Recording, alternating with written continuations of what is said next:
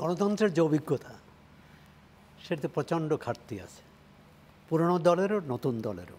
তোরাফ হাসান, আপনাকে তাহলে এই জায়গাটা এভাবেই আমি একটু শুনতে চাই, এভাবে বলে দিচ্ছি এই জন্যে যে আপনার যে মন্তব্য বিশ্লেষণটা শুনতে চাই। একদিকে এনসিপি, তারা যদি নতুন দল হয়, তাদের যদি অভিজ্ঞতা কম হয়ে থাকে, তারা যা বলছেন তারা যদি বুঝতেই না পারেন, তাহলে সেটা নিয়ে যেমন এক ধরনের আলোচনা থাকতে পারে।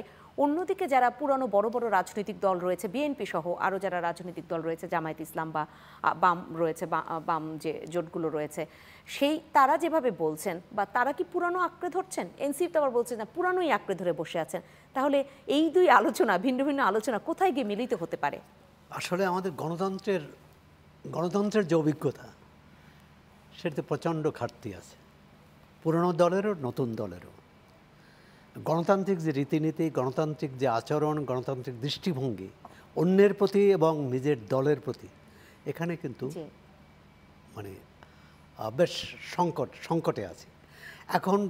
যেমন এই যে পারস্পরিক অনাস্থাও কিন্তু এই কারণে, যেমন নতুন দল পুরনো দলকে বিশ্বাস করছে না। আচ্ছা, তাহলে আবার পুরনো দলও নতুন দলের উপর ভরসা রাখতে পারছে না। এখন জনগণ কার উপর রাখবে? তাহলে জনগণের কাছে যাওয়া। এনসিপি বা অন্যান্য দল তারা তাদের যে ইশতেহার, তাদের যে রাজনৈতিক বক্তব্য সেটি নিয়ে জনগণের কাছে যাক। বিএনপি বা অন্যান্য দল, পুরনো দল যারা আছে তারাও জনগণের কাছে যাবে। কিন্তু এনসিপি এত কথা বলছে, আমরা তরুণদের স্বাগত জানাই, অভিনন্দন জানাই, নতুন দল করেছে এবং তরুণদেরই দল হওয়া উচিত। কারণ প্রিন্স ভাইয়া যখন রাজনীতিতে আসছে তখন তরুণ ছিলেন, তাই না? এখনও বোধহয় তরুণ আছেন।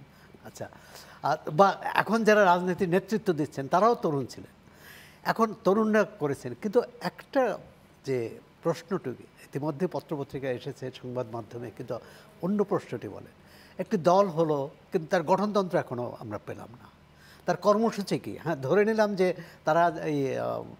তারা সংবিধান কী বলে, জাতীয় ঐকমত্য কমিশনে যে দাবি করেছে এটাই তাদের কর্মসূচি। তাহলে তাদের গঠনতন্ত্রটা কোথায়? এটি থাকা উচিত। অর্থাৎ আমরা রাজনীতি কিন্তু সেই পুরনো আবর্তে, অর্থাৎ অন্যেরা কী করছে নিজের দিক তাকাচ্ছি না। যদি নতুন দলটি গত 1.5 মাসে শুধু গণতন্ত্র না, তার কর্মসূচি নিয়ে জনগণের কাছে যেত এবং একটা জনমত তৈরি হতো, তাহলে আজকে সংবিধান সংস্কার বা জাতীয় ঐকমত্য কমিশনের কাছে তাকে এত মানে বোঝাতে হতো না।